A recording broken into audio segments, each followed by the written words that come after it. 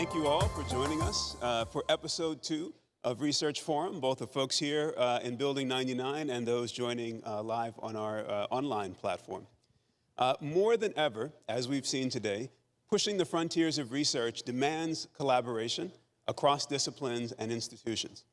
Through our work on our AI and Society Fellows program, we are aiming to catalyze collaboration at another essential intersection, AI and society. To close us out today, I'm going to invite my colleague, Madeleine Daepp, and her collaborator under this AI and Society Fellows program, Vanessa from the Barasa Media Lab Foundation, to tell us more about their work.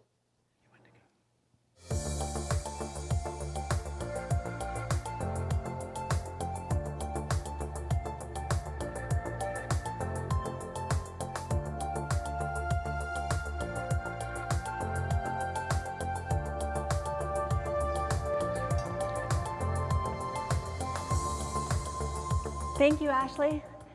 This year is a big year for democracy. In fact, it's the biggest election year in history with more people voting than ever before. And it's happening just as generative AI is showing unprecedented new capabilities. Now, as a Microsoft researcher, I love generative AI. I use it every day to speed up my code, to punch up my essays. I use it to send emails to my non-English speaking relatives because German grammar is hard. My colleague Robert Ness and I wanted to understand but as a Microsoft researcher, I also recognize that AI can be misused. So my colleague Robert Ness and I wanted to understand what that misuse might look like in order to help protect against it. Now, we are empiricists, which means that we didn't want to rely on hypotheticals. We didn't want to give way to histrionics. We wanted real use cases. And so we went to Taiwan, a place that the Swedish VDEM Institute has found was subject to the most disinformation of any democracy in the world.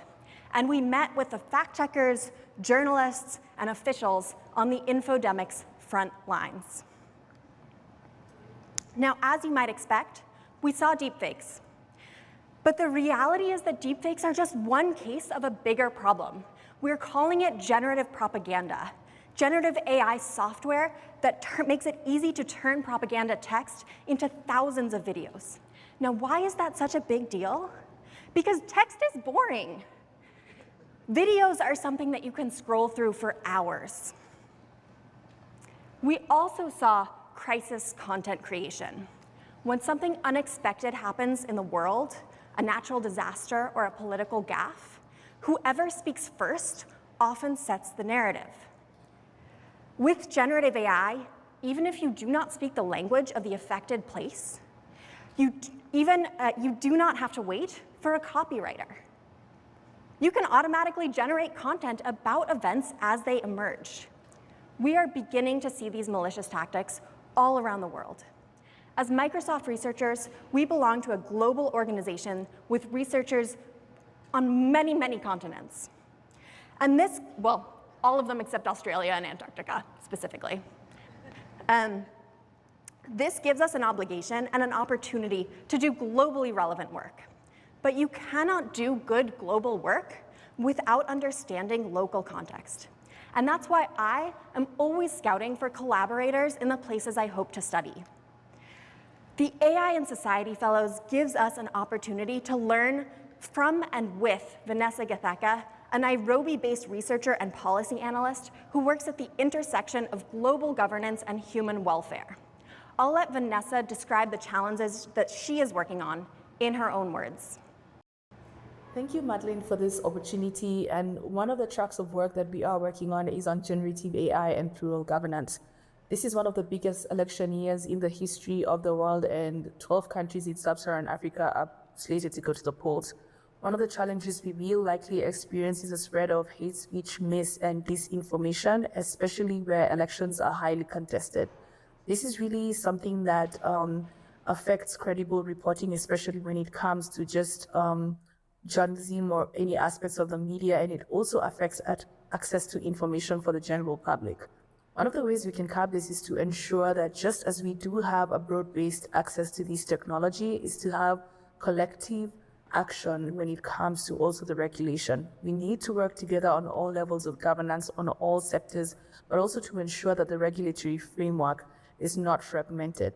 Thank you very much for this opportunity. I'm looking forward to collaborating with the rest of the team.